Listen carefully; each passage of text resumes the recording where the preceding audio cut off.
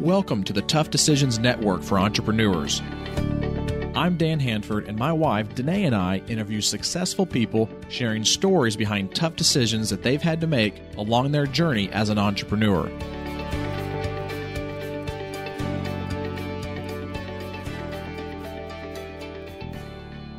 On the podcast with us today is Paul Adams. Paul, welcome to the podcast. I'm so glad you guys could have me. I've been excited about this one, getting a chance to maybe share some things we don't normally get to share on our own podcast. So this is exciting. Paul, we want you to get us started by just telling our audience a little bit about your background, about who you are, and where your focus is right now as an entrepreneur. So I started in the financial services industry when I was 18. And so I started at an internship with a major life insurance company and have been in that industry for now over 20 years and turned 40 this year. But what I've managed to do is work through several different iterations of the financial services industry, with everything from online trading coming out right when I first got in the industry all the way to the robo-advisors of today and adapting that. But what we do now as a firm is we work with households that make $300,000 to $1.5 million a year of annual income with people all over the country. And we do 100% of it online, actually using Zoom meeting. So we don't meet anybody in person. So that's an interesting business model, because I know in the financial services industry, that's not very common because most of it is, knee to knee, toe to toe, eye to eye type work. So walk us through that just a little bit, because I'm very curious about it. Well, I think what separates us in a big way is we stay incredibly philosophically grounded. In fact, our first conversation we have with a client is here is our philosophy. Whereas a normal financial advisor's practice revolves around sales conversations, finding hot buttons and then quote unquote selling into those. And what we've done instead is we just share our philosophy. That's why we have a podcast now with over 100 episodes, why we've written the books that we've written, is it's all been centered on this idea that we'll just share our philosophy, and people that resonate with it will want to go through the application process to become a client. And then should they engage, what we actually end up doing is we charge a fee up front so that we can actually help them with design, perhaps more like an architect would than somebody that's getting paid based upon the products that they sell the client. That's very unique, and I like that model, and I think it definitely sets you apart in that financial services industry there.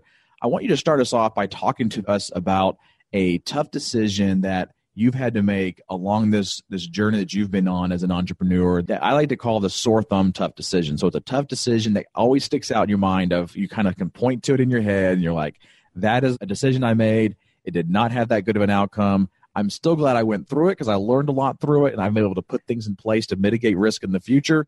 But I want you to talk about that tough decision and some of the lessons you learned through it. Well, I'll share with you one of them that jumped out in my mind foremost as I listened to some of the other guests you've had on your podcast. And it was actually an easy decision, tough outcome. And so I had a chance. Was running a practice in Las Vegas. At the time, I was 26, almost 27 years old. I was just featured in Advisor Today magazine as one of the top 4 advisors under the age of 40 in the country. And I had a chance to go work with one of the top advisors who owned one of the largest firms on the West Coast to directly work with him to work with really high-end households, like people that are $20 million plus net worth. And it was exciting to me and interesting. And the guy I was going to be working with, who was the CEO, was a guy I really admired and looked up to, was doing innovative things in the industry, and made the move with my then fiance. And I remember getting on the phone with a bunch of folks from my study group. And this is a group of men that we had been meeting for at that time, 5 years. Consistently, we'd get together twice a year in person, share ideas about our practices, what we're doing. And I got on the phone with them. And at that time, at the age of 26, I was mostly working 3 days a week. I spent a lot of time riding my horses in the Nevada desert. Sometimes I'd work 4 days a week, but that was it. I had a great life. And one of the guys in that study group said to me, he said, Paul, this is really exciting, all these big cases, et cetera. He said, but since you're getting a smaller piece of these very large cases because you're a part of a team now, how many of those clients do you have to get to just outweigh the amount of profitability per client that were just like normal households, people making $300,000-$400,000 a year at that time? versus these $20 million net worth households. And I remember my heart just dropping in my shoes. I had already just moved, signed a lease on a house. We didn't buy a house immediately upon the move, selling our house in Las Vegas at that time. And I remember thinking to myself, I made this entire decision out of excitement, and I didn't make a well-grounded assessment at all. And I remember that my heart dropped to my feet, and I said, I actually have no idea what I got myself into other than I was very excited about the possibility.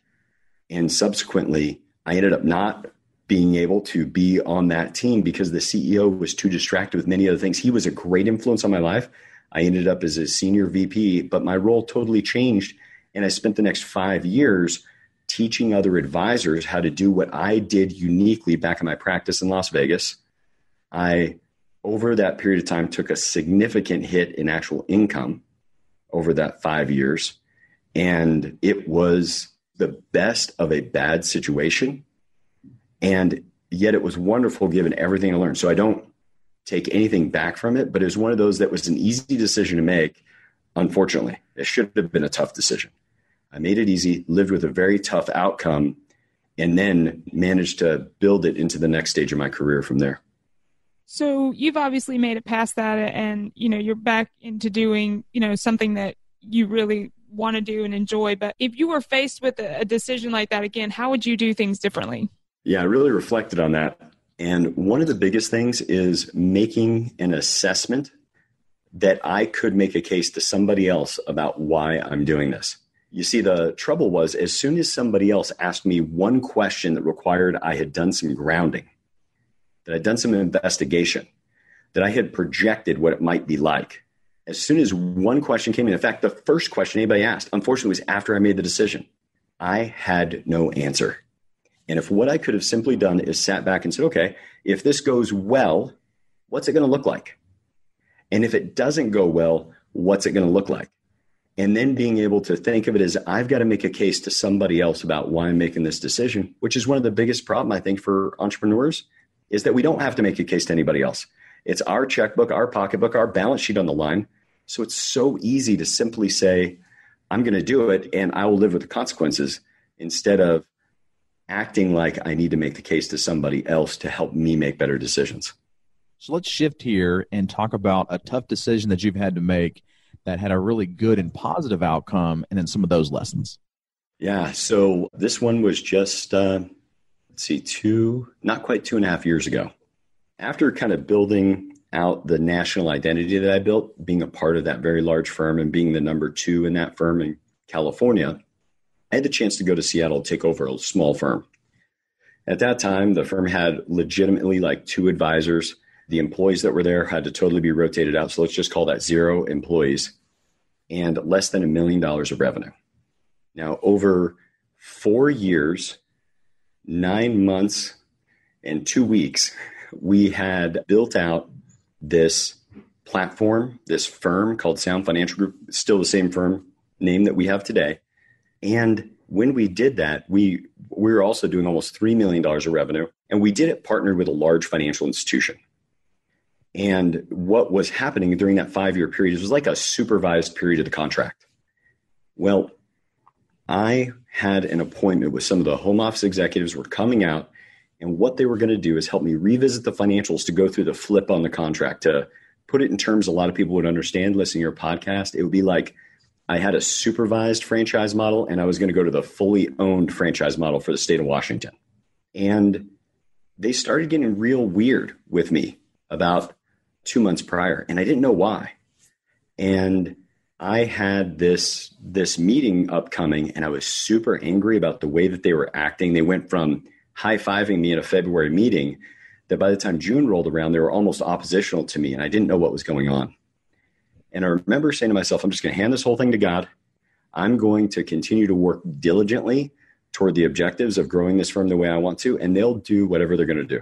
Well, they came in to review the financials, and I thought the worst possible outcome is they were going to delay this changeover a month or 2. And they sat down with me July 15th of 2016 and said, we're actually going to terminate your contract. Wow. Now, to put that in perspective, that day I had $750,000 that was 6 weeks away of deferred comp that was 6 weeks away from dropping on my balance sheet. And the collective value of the firm that I would then have full ownership of was called another $1.2 million. So it's about $2 million disappeared off my balance sheet in one conversation the morning of July 15th. Wow. And it was absolutely devastating. It just hurt my heart. I wasn't angry.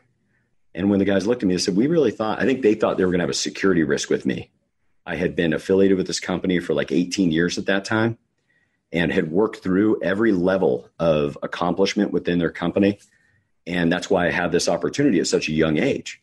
And I said, well, I don't think you guys are an authority. I think that this makes no sense why you're doing this. We have some of the best financials in the country for a firm our size, not to mention we have blown out every objective you guys could have wanted out of this market. I don't know why this is happening, but that's fine. I walked away. I got to keep my brand, my intellectual property, and I would have been pursued tremendously by other large financial firms that would want to be in another agreement with me like that, or accept a very large salaried position based upon my accomplishments. And after one day of sitting with a bunch of other entrepreneurs that day in a study group that was already scheduled for that afternoon, just perfect timing. And I decided next morning, I'm just going to go to work. And we rebuilt my firm. I had legitimately 3 clients, personal clients at that time. I'd handed everybody off to my advisors, and I took no calls from recruiters or anybody that could distract me from the objective of rebuilding my firm my way. And that's where we took from where we were then to now this year, we'll do well over $1.2 million with far better margins than my prior firm with a smaller team. And it allowed me to stay 83 nights in my RV in 2017 with my family. That is pretty cool. Now, they didn't give you any reason when they decided to terminate the contract? Nope. In fact, had a chance to meet with the CEO that I used to work for. He came up and visited my wife and I. He has an airplane landed at a local airport. And I said, hey, has anything, even a solid rumor floated around about why? You see, when that happened, I even stayed with their broker dealer. I didn't move my main affiliation. I just went from being a firm owner to an advisor. So there's no malfeasance, or they never would have let me stay with the broker dealer, the most highly regulated part of our industry. And he said, it's the biggest mystery at this company is why in the world they did that. And I think what it came down to, lesson learned, is that whether we like it or not, we all have to be political. Unless we're like a golden retriever that can roll over, be cute, and show our belly and get scratched, we have to be political beings moving around the marketplace. And I wasn't. I think what I had done is stepped on some serious toes about 3 years prior. Those people were moved into a position of authority. And without knowing it, I may have just had a mark on my back. And once again, I wouldn't change it for a thing. My father passed away last year.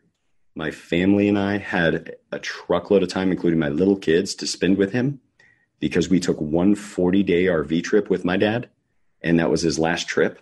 And my kids got to have a closer, more intimate relationship with him over that year. All things that would never been possible, because had I gone through that flip, that following year is known in my industry as the most high-pressure year you will have on record in growing that type of business. And I would have never had any of those memories that were created, number one. Number two, I wouldn't have the freedom and autonomy I have today to build the business the way we're building it, to be selective with the clients that we choose to work with, or to be having this model where we charge a fee up front and just allow ourselves to coach the clients and have no concern about whether or not they implement any products with us. Well, that is definitely a neat story, and it's good to see, a great outcome. Can you share with us some of the strategies that you use to help yourself when you are facing a tough decision? Well, I think one of the biggest is I need to get myself out of whatever mood I'm in. Now, what I worry about is moods that are by default. There's a guy who's a modern day business philosopher named Fernando Flores. And one of the things that he taught me was the idea that moods could be grounded or ungrounded. And it's an emotional state based upon how you think the future is going to go. And for instance, that first tough decision I shared, I was excited. Well, excitement is not a mood you want to be in if it's not grounded. And I could have been in despair after this huge decision happened. They terminated my contract, $2 million off my balance sheet. But by sitting back and reflecting, what's true about how this is likely to go in the future, it was pretty easy for me to make solid decisions rather than allow my emotional state to dominate. And by grounding how I think about how the future is going to go, it allowed me to exit the mood of despair, upset, anger. That's kind of part one. Part two is realizing that we can only do what we can do up to an extent. Beyond that, for whether or not your listeners are, in belief that the universe is going to take care of it, or they have a deep and abiding faith in God, it is true that there's only so much that we can do. And after that, it's in someone else's hands. And for me, that's allowed me to make decisions. More importantly, not that I needed to have some brilliant strategy for how to make them, but I needed to make sure that I don't let my emotional state cloud it. And then lastly would be measuring any decision I'm going to make against all the conditions of life I need to care for. My health, my relationship with my children, my wife, my church life, my role in my community, my role in my business. And I notice so many business owners get swept up in the siren song of more, that what they're going to do is they're going to be attracted to this idea of I've got more employees, more locations, more revenue. When what really probably matters is what's my work life orchestration, not balance, and what's the profitability of this business and what's it going to allow me to do for those that I care the most about. All right, we are talking to Paul Adams, and we're going to take a quick break. When we come back, we'll talk to him about some of his favorites as it relates to his life as an entrepreneur. Have you ever thought about investing in real estate, but find yourself so busy that you don't have time for it? Do you have FOMO, which is the fear of missing out?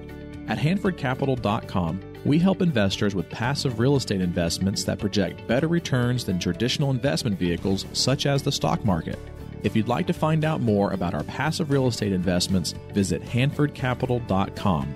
That's HANDFORD Capital.com. We will jump on a call with you to discuss your investment goals and to see if our investments are a good fit for you.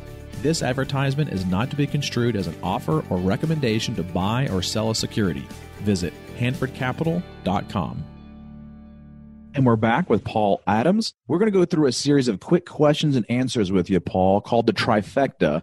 And I want you to get it started by talking to us about your favorite technology that you use in business that helps make your life easier every day. So my favorite technology in business is that everybody in my firm uses a Microsoft Surface. We have all stayed on the exact same platform. It adds high degrees of simplicity. All the surfaces are super high horsepower machines. And because we do Zoom meetings for 6 to 8 hours every single day, they need to be pretty high powered. And just this simplicity of knowing every machine works the same. When somebody's going to replace a computer, we just buy the next best Surface that's out there for them. And it takes so much decision-making off the table, and everybody has the capacity to work remotely. What's a favorite quote that you've heard that has helped you as an entrepreneur? One of my favorites is the quote by John Maxwell that goes something to the effect of, if you want to know the secrets to your future, it's embedded in your daily habits. And what's a favorite book that you have read that's helped you make better decisions? I've got two. One is Atlas Shrugged by Ayn Rand. I think it helps entrepreneurs face the problems that they deal with in a righteous way.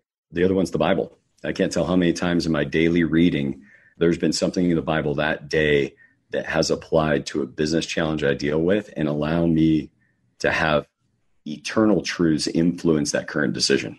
Well, it's interesting because, my wife and I have this discussion occasionally where, we'll be sitting in church and hearing a message and, I'll lean over and I'll go, this message could be turned into a business lesson at the same time, because there are so many different lessons that are learned from the scriptures. Indeed. What's the next thing for you right now on your vision or your dream board? So for us, we have a 1-year RV trip planned with our family. So June of 2020, we go on the road for a year, starting with Alaska, and then working our way across the states. And everything we've been building inside the business for the last 3 years has really been, or 2 years has been focused on this 1-year trip. Are we location independent? Do we have the financial wherewithal? Do I have other advisors in the firm that can do critical work? And are we growing up our employees to operate with autonomy like that while we're out of town? And my president now moved to Chicago for his wife's residency, and a lot of those systems are working out well. Despite he's not in Seattle with us, he's halfway across the country and runs all of the operations for the firm. That's pretty cool. So you basically need to have the RV with the family and then your Surface. Indeed. Like that is it. A couple of good microphones and even the stuff that we shoot video wise, we are able to use iPhones to do all of it and then cloud it all up to our production team. Well, how can the listeners reach out to you after listening to this episode and want to follow you more, get some more information about your firm and just connect with you? Yeah, so you can find a Sound Financial Group. You can connect with me on LinkedIn. We've got quite an influence on LinkedIn.